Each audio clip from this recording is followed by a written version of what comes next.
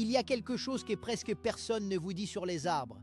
Quelque chose d'étrange, de presque vertigineux, que les livres de botanique effleurent à peine avant de passer à autre chose. Et ce quelque chose, ce secret enfoui au cœur de chaque forêt, de chaque brin d'herbe, de chaque graine posée dans la terre humide, ce secret va changer la façon dont vous regardez le monde vivant, pour toujours. Mais je ne vais pas vous le donner tout de suite. Non, non, non, parce que certaines vérités méritent d'être approchées lentement, comme on approche un feu dans la nuit froide. Il faut d'abord sentir le froid pour vraiment apprécier la chaleur. Feynman aimait dire que la nature n'est pas obligée de correspondre à ce que nous pensons qu'elle est ce qu'elle est. Et la plupart du temps, ce qu'elle est dépasse tellement nos intuitions que lorsqu'on l'explique clairement, les gens pensent d'abord qu'on se moque d'eux.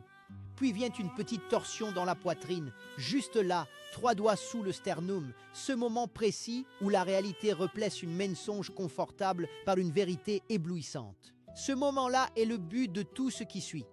Alors regardez un arbre, n'importe lequel. Celui devant votre fenêtre, celui au bout de votre rue, ce chêne centenaire que vous croisez sans le voir depuis des années. Regardez-le vraiment. Il est massif, il est solide. Son tronc est épais comme une colonne de cathédrale. Ses racines s'enfoncent dans la terre sombre. Ses branches montent vers le ciel avec une arrogance tranquille. Et vous vous dites, comme tout le monde se l'est dit, que cet arbre a poussé depuis les sols, qu'il a pris dans la terre ce dont il avait besoin pour devenir ce géant silencieux, que la matière de ce tronc, de ses branches, de ses millions de feuilles vertes vient du sol, de la bonne terre noire et fertile. Non, non, non, non, ce n'est pas ce qui s'est passé. Et il y a un mot pour expliquer ce qui s'est vraiment passé, un mot qui résume l'une des découvertes les plus stupéfiantes de toute l'histoire des sciences, mais je vous le dirai plus tard. Pour l'instant, restez avec moi. Restez avec cette question qui devrait maintenant vous piquer légèrement derrière les yeux, là où la journée s'accumule, là où les certitudes qu'on croyait solides commencent à trembler. Imaginez une nuit claire. Pas dans une ville, pas avec ses ciels orange pollués de lumière artificielle, mais vraiment une nuit claire, à la campagne, loin de tout. Vous êtes allongé sur le dos dans l'herbe fraîche et au-dessus de vous, le ciel explose en milliers de points lumineux. La Voie lactée trace son ruban laiteux d'horizon à horizon. Et vous ressentez quelque chose de précis dans votre corps. Une légèreté étrange dans la nuque, un relâchement des épaules et en même temps une petite contraction derrière le sternum, comme si votre poitrine essayait de se rétrécir face à quelque chose de trop grand pour être contenu. C'est le vertige cosmique. Feynman l'a ressenti. Il le cherchait activement. Il disait qu'un scientifique qui ne ressent pas ce vertige devant la nature n'a pas encore vraiment commencé à comprendre ce qu'il regarde. Ce n'est pas de la faiblesse que de se sentir petit. C'est le premier pas vers la connaissance vraie. C'est le sol dans lequel pousse, justement, la curiosité. Et dans cette herbe, où vous êtes allongé, sous vos doigts, il y a des racines, des centaines, des milliers de petites racines qui plongent dans l'obscurité de la terre. Et ces racines appartiennent peut-être à un arbre tout proche, un arbre qui a commencé sa vie comme une graine pas plus grande que votre ongle. Une chose presque rien, un murmure de possibilités. Et aujourd'hui, cet arbre pèse des tonnes de bois, d'écorce, de sève, de feuilles, des tonnes de matière solide, réelle, tangible. Alors voici la question que Feynman posait à ses étudiants, et il adorait voir leur visage passer de la confiance à la confusion. D'où vient toute cette masse? Toutes ces tonnes de matière. Si vous creusez sous un grand chêne, vous ne trouverez pas un cratère, un trou béant laissé par la disparition de toute cette terre qui aurait migré vers le haut pour former l'arbre. Le sol sous un arbre n'est pas épuisé, vidé, creux. Non, il est presque intact. Alors d'où vient la matière de l'arbre? Si vous pensez instinctivement que c'est l'eau qui la porte, réfléchissez encore. L'eau, en grande quantité, est indispensable, oui, mais l'eau elle-même n'est pas la structure de l'arbre. L'eau passe, circule, s'évapore. Le bois lui reste. Alors d'où vient ce bois? Cette cellulose, cette lignine, ces molécules complexes qui constituent chaque cellule de chaque branche? Je vous le dis, la réponse est là-haut. Oui, oui, là-haut. Dans ce ciel que vous regardez la nuit avec ce vertige dans la poitrine. La réponse vole autour de vous en ce moment même, invisible, inodore, partout, absolument partout. Et il y a un mot pour ça, un mot magnifique. Mais encore un peu de patience. Si vous trouvez que cette idée est déjà fascinante, et je parie que oui, alors partagez cette réflexion avec quelqu'un que vous aimez.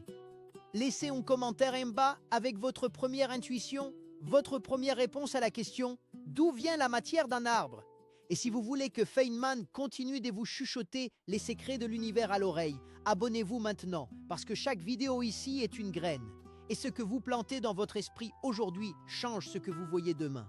Maintenant, mettons les choses en perspective. Et quand je dis perspective, je veux dire une perspective qui devrait vous coller au sol d'effroi avant de vous donner des ailes. Nous sommes sur une planète minuscule. Un point bleu pâle, comme l'a dit Sagan, qui flotte dans un vide si immense que nos mots pour désigner les grandes distances deviennent absurdes. La lumière, la chose la plus rapide que nous connaissons, met 8 minutes pour aller du Soleil à la Terre. 8 minutes, ça semble proche, n'est-ce pas? Mais pour atteindre l'étoile la plus proche après notre Soleil, Proxima Centauri, cette même lumière met 4 ans et quelques mois. 4 ans, nos meilleures sondes, nos machines les plus rapides jamais construites par l'humanité, mettraient à plus de 70 000 ans pour couvrir cette distance. 70 000 ans. Et Proxima Centauri, c'est notre voisine.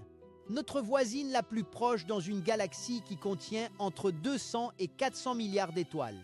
Et notre galaxie n'est qu'une parmi 2000 milliards de galaxies observables. 2000 milliards.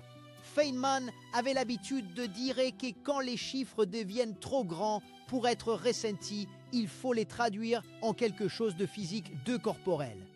Alors essayez ceci. Imaginez que la Voie lactée soit réduite à la taille de l'Europe. Toute notre galaxie compressée au format d'un continent. Dans cette image, notre système solaire serait moins grand qu'un grain de poussière, moins grand qu'une molécule de poussière. Et l'espèce humaine sur ce grain serait infiniment plus petite encore. Quelque chose qui n'a même pas de nom dans notre vocabulaire des petites choses. Et pourtant, quelque chose d'incroyable s'est produit sur ce grain microscopique. La matière s'est organisée, la chimie a joué, des molécules se sont assemblées avec une complexité croissante. Et à un moment, quelque chose qui n'existait nulle part ailleurs. À notre connaissance, quelque chose d'absolument extraordinaire a émergé. La vie.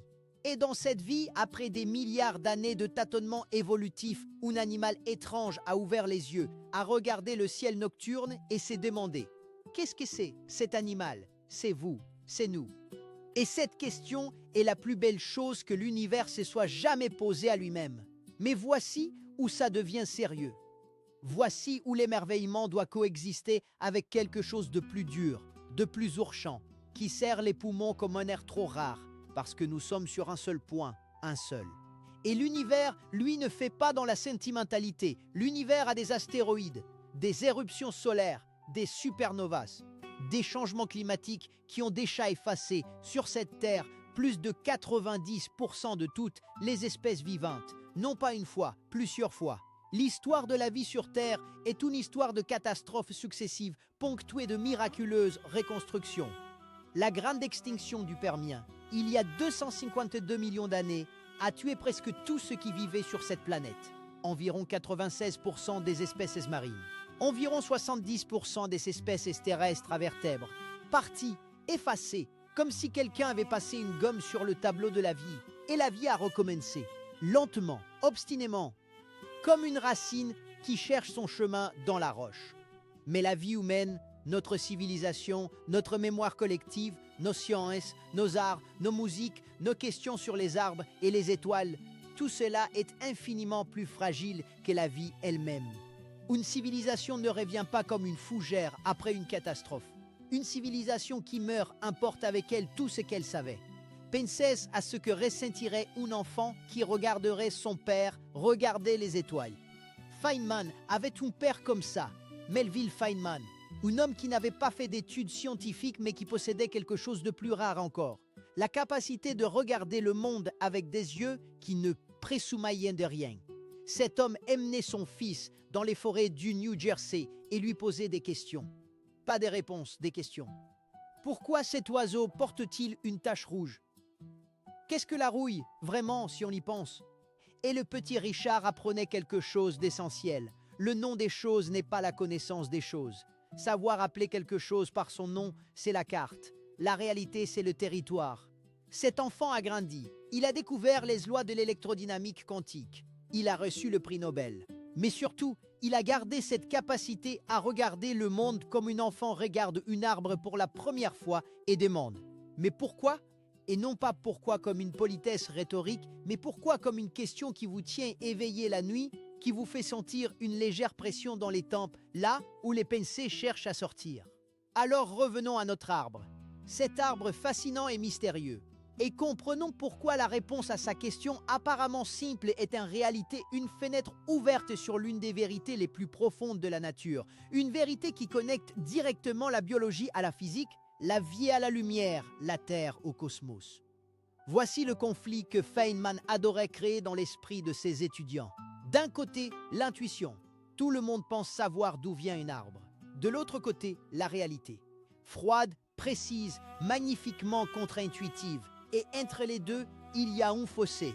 Un fossé que la plupart des gens ne traversent jamais parce qu'ils ne savent même pas qu'il existe. Et ces fossés a des conséquences.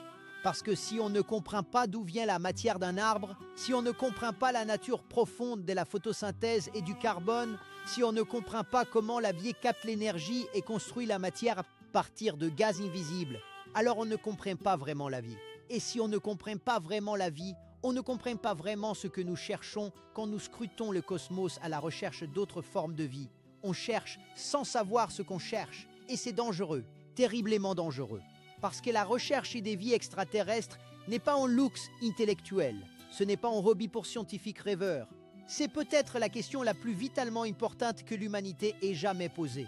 Et voici pourquoi. S'il n'y a pas de vie ailleurs dans l'univers, si nous sommes seuls dans ce vaste silence stellaire, si dans 2000 milliards de galaxies et leurs centaines de milliards d'étoiles chacune, nous sommes le seul endroit où quelque chose pense et ressent et se pose des questions, alors notre responsabilité est absolue. Absolue. Nous sommes les gardiens de la conscience de l'univers. Et si nous disparaissons, l'univers perd la seule chose qu'il possède qui lui permette de se regarder lui-même. Si, c'est aussi grave que ça. Et s'il y a de la vie ailleurs, si d'autres esprits pensent sous d'autres soleils, autour d'autres étoiles, avec d'autres chimies, d'autres architectures cellulaires, d'autres façons de capter l'énergie et de construire de la matière, alors nous avons une raison encore plus profonde d'explorer. Parce que comprendre comment la vie peut être différente de ce que nous connaissons, comprendre d'autres solutions évolutives aux mêmes problèmes fondamentaux, c'est comprendre ce qu'est vraiment la vie, par-delà les hasard de son apparition sur notre petit point bleu. Mais revenons encore une fois à notre arbre, parce que l'arbre est notre point d'entrée. L'arbre est la métaphore parfaite. L'arbre est le prof. Un arbre adulte, une chêne mature de 100 ans, peut peser plusieurs tonnes. Sa masse totale est immense et quand on plante les glandes, cette petite graine dure et brune dans la terre, cette graine pèse quelques grammes. Quelques grammes. Alors cette masse, ces tonnes de bois et d'écorce, ces tonnes de matière organique complexe, elles viennent d'où? De la Terre? Non. Feynman lui-même aimait citer l'expérience du chercheur flamand Jean-Baptiste Van Helmont, un homme qui vivait au début du XVIIe siècle, plusieurs décennies avant Newton, à une époque où les gens croyaient vraiment que les arbres mangeaient la terre. Van Helmont a planté un jeune saule dans son pod dont il avait paissé la terre avec soin. 200 livres de terre sèche. Il arrosait l'arbre pendant 5 ans. Rien d'autre, juste de l'eau. Après 5 ans, le saule avait pris environ 169 livres. 169 livres de masse nouvelle. Et la terre, dans le pot, elle avait perdu quelques onces à peine. Quelques onces pour 169 livres de bois et de racines et de feuilles. Van Helmont en a conclu que la matière de l'arbre venait de l'eau. C'était une erreur. Mais une belle erreur, une erreur intelligente, une erreur qui posait la bonne question même si elle donnait la mauvaise réponse. Et c'est ainsi que progresse la science. Non pas par des révélations soudaines et infaillibles, mais par des erreurs bien posées qui mènent vers des vérités mieux construites. La véritable réponse, elle, est venue plus tard. Et elle est tellement étrange, tellement magnifique, qu'elle mérite qu'on la savoure comme on savoure une nuit étoilée, lentement, avec tout le corps. Écoutez, l'arbre ne pousse pas du sol, l'arbre ne pousse pas de l'eau, l'arbre pousse de l'air, oui, vraiment. Cette masse énorme, ce tronc que vous ne pouvez pas embrasser avec 2 bras, ces branches qui atteignent le ciel, ces millions de feuilles, tout cela est construit à partir d'un gaz. Un gaz invisible qui flotte autour de nous en ces moments. Un gaz que vous expirez en lisant ces mots. Le dioxyde de carbone. Chaque molécule de bois, chaque fibre de cellulose dans le tronc de ces chênes centenaires est construite à partir de carbone. Et ce carbone vient du dioxyde de carbone que l'arbre a capturé dans l'atmosphère, molécule par molécule, pendant des décennies grâce à ses feuilles. Ces feuilles sont des usines de capture de gaz atmosphérique. Et avec ce carbone aérien, avec l'énergie de la lumière solaire, l'arbre construit sa propre matière. Et voilà le mot que je vous avais promis, le mot magnifique que j'avais tenu en réserve. La photosynthèse. Photo, lumière. Synthèse, construction. La construction par la lumière. L'arbre utilise la lumière du soleil pour arracher le carbone du gaz atmosphérique et assembler ce carbone en molécules complexes. Sucre, cellulose, lignine, les briques de toute matière végétale. L'arbre est une machine à transformer de la lumière en matière solide. Feynman aimait à dire, le bois est du soleil solidifié. Oui, oui vraiment, quand vous tenez un morceau de bois dans vos mains, vous tenez de la lumière solaire capturée et solidifiée par la chimie magique de la vie. Quand vous allumez un feu de bois, vous libérez cette lumière ancienne. L'énergie solaire stockée depuis des années ou des décennies dans chaque fibre de ce bois retourne à l'atmosphère sous forme de chaleur et de lumière. Et le carbone retourne dans l'air comme dioxyde de carbone, prêt à être capturé à nouveau par une autre feuille, un autre arbre, une autre vie. C'est un cycle magnifique. Un cycle qui connecte le soleil à la vie, la lumière à la matière, l'énergie au carbone. Et ce cycle tourne depuis plus de 3 milliards d'années sur cette Terre. 3 milliards d'années de photosynthèse, de carbone capturé, de matière organique construite, d'énergie solaire stockée. 3 milliards d'années de feuilles qui travaillent en silence dans la lumière. Et maintenant, sentez ce que cela implique. Regardez n'importe quelle forêt et comprenez que vous regardez de la lumière solidifiée.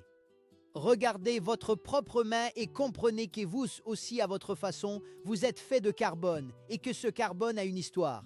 Un carbone qui a été dans des étoiles avant d'être dans la Terre. Un carbone qui a été dans d'autres êtres vivants avant d'être en vous. Vous êtes une configuration temporaire de carbone stellaire. Et voilà où l'arbre rejoint le cosmos. Voilà où la biologie rejoint l'astrophysique. Parce que le carbone lui-même ne vient pas de la Terre. Il ne vient pas non plus du Soleil.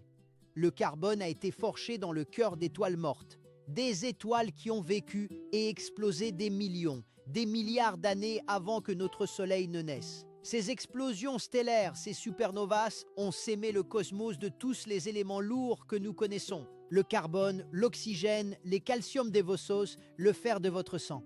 Tout cela est de la poussière d'étoiles. Vraiment, pas métaphoriquement, littéralement. Feynman aimait cette idée avec une intensité presque enfantine. Il disait que si vous comprenez vraiment cela, vous ne pouvez plus jamais regarder un être humain ou un arbre ou un caillou de la même façon. Parce que chaque chose que vous voyez est une configuration temporaire d'atomes qui ont voyagé à travers le cosmos pendant des milliards d'années avant d'arriver ici, maintenant dans cette forme précise.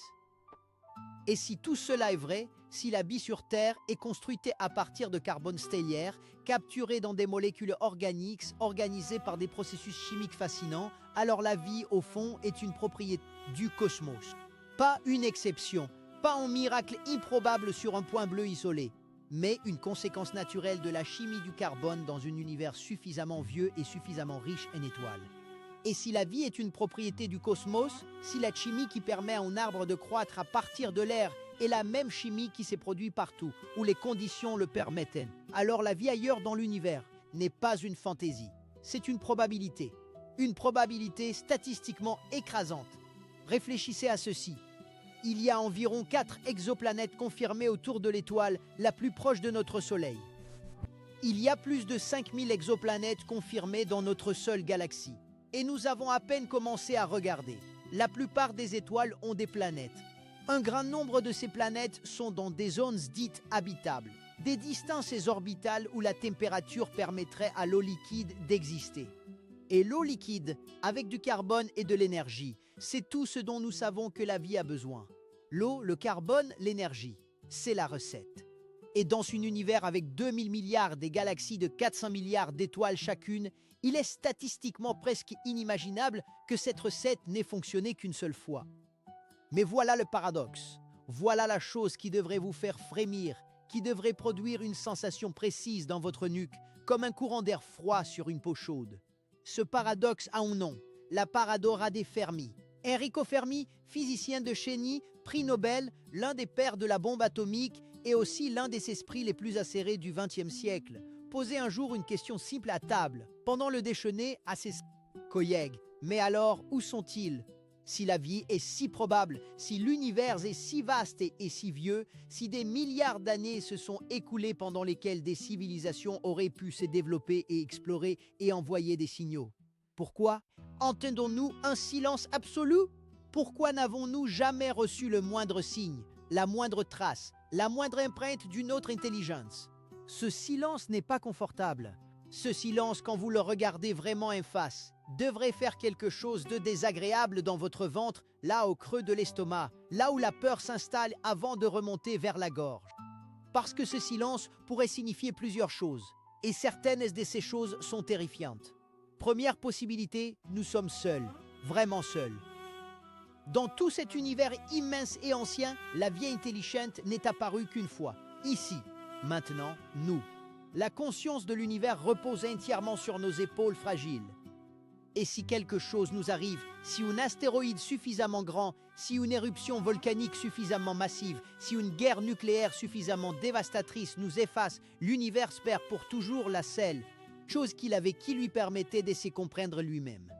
Deuxième possibilité, la vie apparaît souvent, mais la vie intelligente, capable de technologie et de communication, est rare. Peut-être qu'il y a quelque chose, un filtre, une barrière évolutive ou catastrophique que presque aucune espèce ne franchit.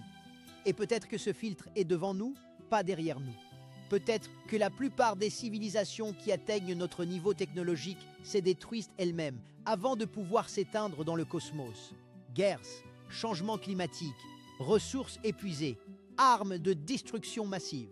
Et si nous regardons notre propre histoire, notre propre comportement collectif, cette possibilité n'est pas confortante. Troisième possibilité, il existe, mais nous ne savons pas les écouter. Nous n'avons scanné qu'une fraction infime du ciel électromagnétique avec des instruments imparfaits et une technologie enfantine. Nous cherchons des signaux radio depuis seulement quelques décennies, et nous cherchons le genre de signaux que nous émettrions nous-mêmes. Mais une civilisation plus avancée de 1000 ans ou d'1 million d'années communique peut-être d'une façon que nous ne reconnaissons même pas comme communication. Comme un fourmis qui traverse un réseau Internet sans comprendre ce qu'il traverse. Chacune de ces possibilités est une raison de ne pas rester assis. Chacune de ces possibilités est une raison d'agir. Maintenant, de s'éteindre, d'explorer, de quitter ce point bleu et de planter des racines, nos racines humaines, dans un autre sol, sous un autre ciel. Feynman n'était pas sentimental à propos de la survie humaine de façon abstraite. Il était passionné par la connaissance et il comprenait que la connaissance meurt si ceux qui la portent disparaissent. Toute la physique, toute la chimie, toute la biologie, toute la musique, toute la poésie, toute l'histoire de la pensée humaine depuis les premières caves peintes jusqu'au accélérateur de particules, tout cela est stocké dans des cerveaux et des livres et des serveurs sur un seul point dans l'espace. Un seul point, sans redondance, sans sauvegarde externe. Pensez à un jardinier qui ne planterait ses graines que dans une seule pot. Un seul pot pour toute la diversité des plantes qu'il a met. Et si ce pot se casse, si quelque chose le renverse, si la terre devient toxique, si une gelée tardive détruit ce pot unique, tout est perdu. Tout, pour toujours. C'est notre situation. Un pot, un seul pot bleu dans l'immensité du jardin cosmique. Et il y a des choses qui peuvent briser ce pot, des choses réelles, documentées, chiffrées, que les astrophysiciens et les géologues et les climatologues connaissent, et dont nous devrions tous perdre un peu de sommeil. Pas pour être paralysés par la peur, mais pour être réveillés par elle. Parce qu'une peur bien dosée est une boussole. Une peur bien comprise devient de l'énergie dirigée vers une solution. Les astéroïdes, la Terre est bombardée en permanence. La plupart des impacteurs sont petits, inoffensifs, brûlent dans l'atmosphère. Mais l'histoire géologique est claire. Les gros arrivent, ils arrivent avec une régularité implacable sur les échelles de temps géologiques. L'impacteur de Chicxulub, il y a 66 millions d'années, a tué les 3/4 des espèces vivantes sur Terre. Les dinosaures non aviens disparus en quelques années. Un hiver d'impact, de la poussière soulevée dans l'atmosphère, le soleil bloqué, les plantes mortes, les chaînes alimentaires effondrées. Le même processus pourrait nous frapper demain à l'échelle géologique.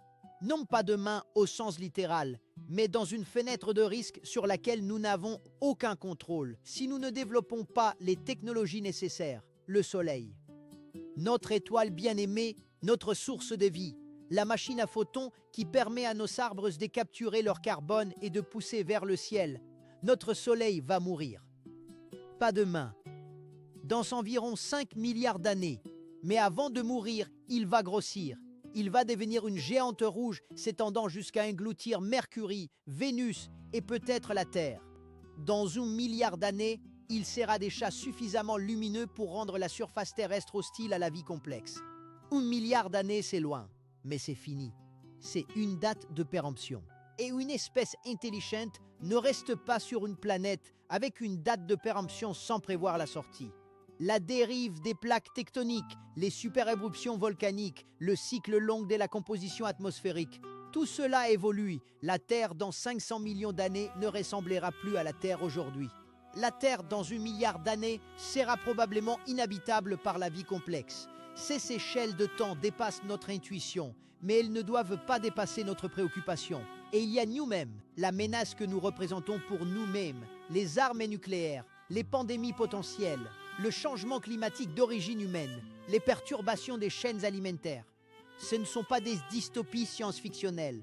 Ce sont des risques documentés, mesurés, calculés. Et ce sont les risques sur lesquels nous avons le plus de contrôle si nous choisissons de l'exercer.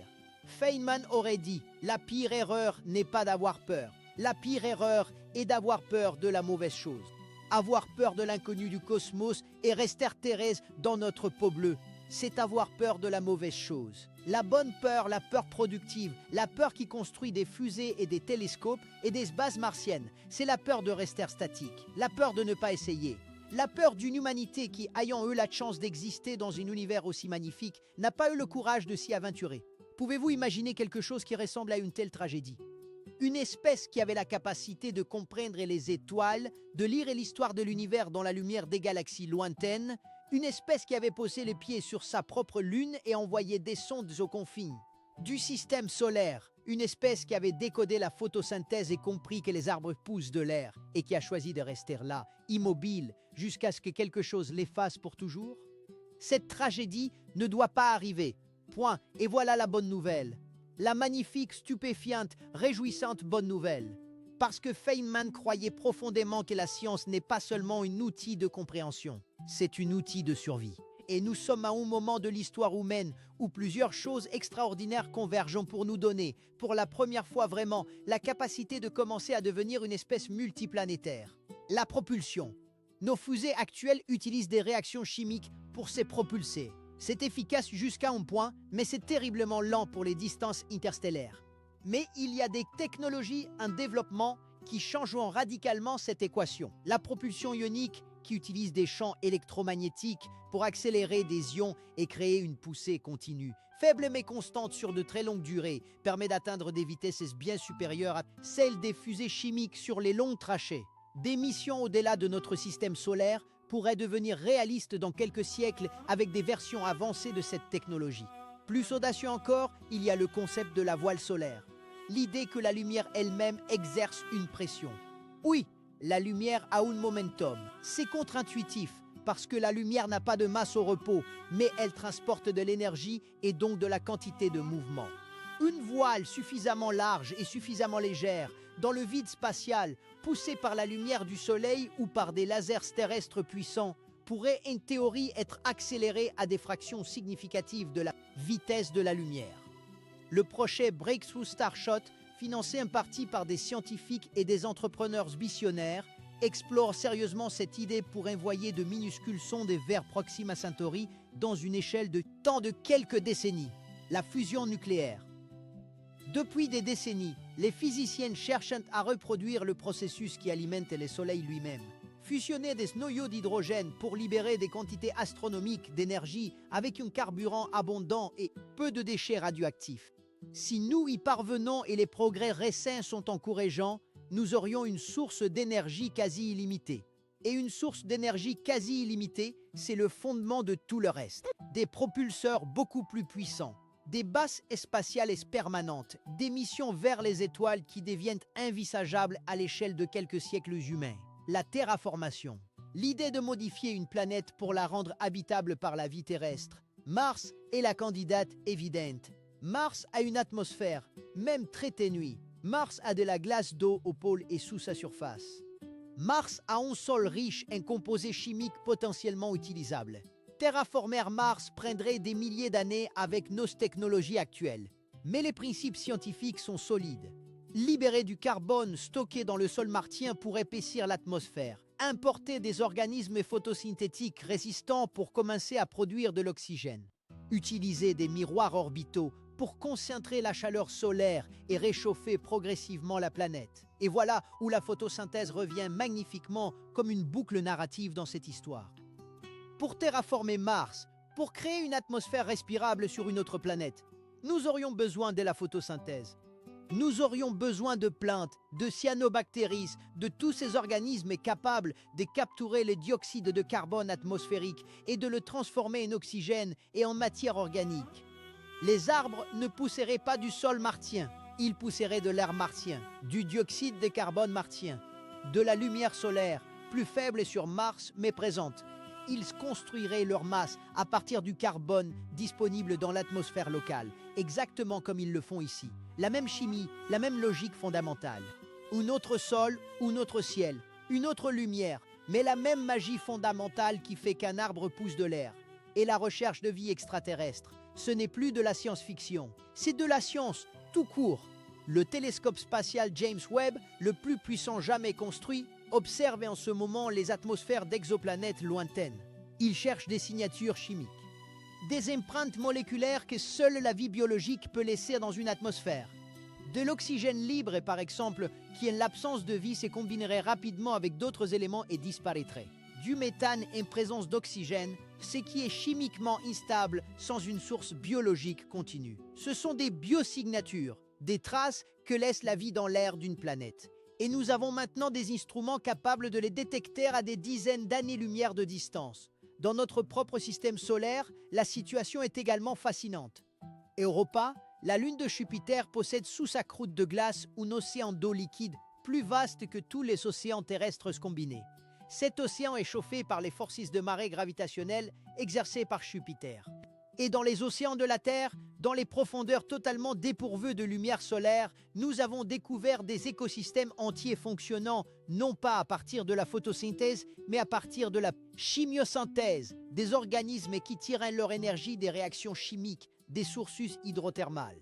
Si la vie n'a pas besoin de lumière solaire, si elle peut fonctionner avec de la chaleur géothermique et de la chimie minérale, alors les océans d'Europa sont une cible de choix pour la recherche de vie. Encelade, la lune de Saturne, présente encore plus d'intérêt. Elle éjecte des geysers de vapeur d'eau dans l'espace, des geysers qui contiennent des molécules organiques complexes. De la silice, signe d'eau liquide en contact avec de la roche à haute température, des réactions chimiques énergétiques dans un océan souterrain. Les ingrédients de la vie rassemblés actifs présents dans notre propre arrière-cour cosmique. Titan, une autre lune de Saturne, a une atmosphère dense riche en azote et en méthane. Elle a des lacs et des rivières et des pluies, non pas d'eau mais de méthane liquide. C'est une chimie radicalement différente de la nôtre. Mais certains chimistes ont calculé que dans ces conditions extrêmes, des formes de vie basées sur une chimie non aquatique pourraient théoriquement exister. Ce serait une vie si différente de ce que nous connaissons qu'elle remettrait en question notre définition même de la vie. Elle nous montrerait que la biologie est plus vaste que ce que nous imaginons depuis notre petit coin terrestre. Chaque fois que nous découvrons une nouvelle façon dont la vie peut exister, chaque fois que nous trouvons un organisme vivant dans des conditions que nous pensions incompatibles avec la vie, des bactéries dans des sources acides bouillantes, des organismes dans les glaces polaires, des microbes dans la croûte rocheuse profonde de la Terre, chaque fois nous élargissons la carte du possible. Nous comprenons que la vie est robuste, que la chimie du carbone est créative, que l'univers, avec ses milliards d'années et ses milliards de planètes, a eu largement le temps et les ressources pour expérimenter. Et dans cette perspective, notre arbre n'est plus seulement un arbre, il est une démonstration de principe. Il est la preuve que la chimie du carbone, sous une étoile, avec de l'eau et du temps, peut construire des structures d'une complexité et d'une beauté époustouflante à partir de presque rien, à partir de l'air, à partir de la lumière, à partir du vide apparent. Feynman aimait à dire que si vous voulez trouver quelque chose de nouveau, vous devez d'abord vraiment comprendre quelque chose de vieux. Comprendre vraiment la photosynthèse. Comprendre vraiment d'où vient la masse d'un arbre. C'est comprendre quelque chose de profond sur la nature de la matière, de l'énergie et de la vie. Et cette compréhension est le sol, les sols fertiles sur lesquels pousse tout le reste. Les bioréacteurs spatiaux, les systèmes de support de vie pour les missions longue durée, les stratégies de terraformation, la définition des biosignatures à chercher sur les exoplanètes. Tout est connecté, tout. La question de l'arbre et la question de la vie dans l'univers sont la même question posée à deux échelles différentes. C'est la question du carbone, c'est la question de l'énergie, c'est la question de la façon dont la matière s'organise en quelque chose qui persiste, qui se reproduit, qui évolue, qui finit par regarder le ciel et se demander comment tout ça fonctionne. Revenez à cet enfant qui regardait son père regarder les étoiles. Feynman enfant, dans les forêts du New Jersey, apprenant que les noms ne sont pas la connaissance. Imaginez ce que cet enfant aurait pu ressentir si son père lui avait dit « Ce bois, ce tronc contre lequel tu posais ta main, ce bois est fait de lumière solaire que cet arbre a attrapé dans ses feuilles et solidifié en matière. Et cette lumière vient d'un soleil qui brûle depuis 4,5 milliards d'années. Et le carbone dans ce bois a été forgé dans d'autres étoiles avant la naissance de notre soleil. Et ces étoiles ont expliqué, ont dispersé leurs atomes dans l'espace. Et ces atomes ont erré pendant des milliards d'années avant de se rassembler ici, dans cette graine, dans cet arbre, dans ta main posée contre cette écorce. Tu n'es pas séparé du cosmos, mon garçon. Tu es né une expression temporaire. Et la question que tu poses est quand tu regardes les ciels, c'est le cosmos qui se regarde lui-même et essaye de se comprendre. Ce n'est pas de la poésie, c'est de la physique, c'est de la chimie, c'est de l'astronomie. C'est la vérité la plus littérale que nous ayons sur la nature de l'existant. Et si tout cela est vrai, si nous sommes une expression du cosmos cherchant à se comprendre, alors notre responsabilité ne s'arrête pas aux frontières de notre atmosphère. Elle s'étend jusqu'aux étoiles, jusqu'aux planètes qui orbitent ces étoiles, jusqu'aux formes de vie que ces planètes pourraient abriter, jusqu'aux civilisations qui pourraient regarder leurs propres cieux la nuit et se demander si elles sont seules. Nous avons une fenêtre technologique unique dans l'histoire de notre espèce. Pour la première fois, nous avons des fusées réutilisables qui divisent le coût de l'accès à l'espace par un facteur qui aurait semblé fantastique il y a 20 ans. Nous avons des télescopes spatiaux capables de caractériser les atmosphères d'exoplanètes. Nous avons des projets sérieux pour envoyer des humains sur Mars dans les prochaines décennies. Nous développons des systèmes d'intelligence artificielle qui pourraient accélérer la recherche scientifique d'une façon sans précédent dans l'histoire humaine. Et nous avons quelque chose d'encore plus précieux que toutes ces technologies. Nous avons la curiosité, cette chose étrange et irréductible qui fait qu'un enfant pose la main contre un tronc d'arbre et demande pourquoi. Qui fait qu'un homme pose la question pendant un déjeuner et change pour toujours la façon dont nous pensons à notre solitude cosmique. Qui fait qu'un physicien brillant et rieur et sans peur refuse de se satisfaire d'une explication qui sonne bien mais qui n'explique rien. La curiosité est la graine. Et comme toutes les graines, elle ne pousse pas du sol dans lequel on la plante. Elle pousse de l'air, elle pousse de la lumière. Elle pousse de l'énergie que vous lui donnez en posant des questions que d'autres ont arrêté de poser. Elle pousse chaque fois que vous regardez quelque chose de familier et que vous vous permettez de le trouver étrange. Chaque fois que vous résistez à la satisfaction facile d'un nom et que vous demandez ce que la chose est vraiment. L'arbre n'est pas seulement un arbre. C'est une machine à transformer de la lumière stellaire en matière vivante. Et nous ne sommes pas seulement des humains. Nous sommes des structures temporaires de carbone stellaire dotées de la capacité improbable et précieuse de comprendre l'univers qui nous a créés. Alors levez les yeux, levez-les vraiment. Pas pour vous sentir petit, mais pour comprendre que vous faites partie de tout ça. Que votre curiosité est une force cosmique. Que les questions que vous posez, ici, maintenant, sur des arbres ou sur des étoiles ou sur des vies qui pourraient exister ailleurs. Ces questions sont la chose la plus importante que l'univers ait jamais produite. Et si jamais vous doutez de l'importance de tout cela, si jamais le quotidien vous fait oublier les étoiles, allez toucher un arbre. Posez votre main sur son écorce rugueuse. Sentez sa solidité, sa masse, sa réalité tangible. Et rappelez-vous qu'il est fait d'air et de lumière. qu'il a construit sa substance à partir de rien d'invisible, avec une patience et une précision qui défient toute intuition. Et rappelez-vous qu'il y a un mot pour ça. Ce mot magnifique révélé maintenant pleinement dans toute sa dimension. Photosynthèse, photolumière, synthèse, construction. Ce mot est une clé. Une clé qui ouvre non seulement la biologie des plantes, mais la physique de l'énergie, la chimie du carbone, l'histoire des étoiles, la possibilité de la vie dans l'univers et notre propre avenir comme espèce qui a choisi de regarder au-delà de son unique pot bleu. La prochaine fois que vous passerez devant un arbre, regardez-le comme Feynman regardait le monde, avec les yeux de quelqu'un qui voit la vérité pour la première fois, parce que cet arbre pousse de la lumière des étoiles. Et vous, vous êtes capable de comprendre pourquoi. Et c'est tout. C'est absolument tout. C'est la chose la plus étonnante qu'on puisse dire d'un être vivant.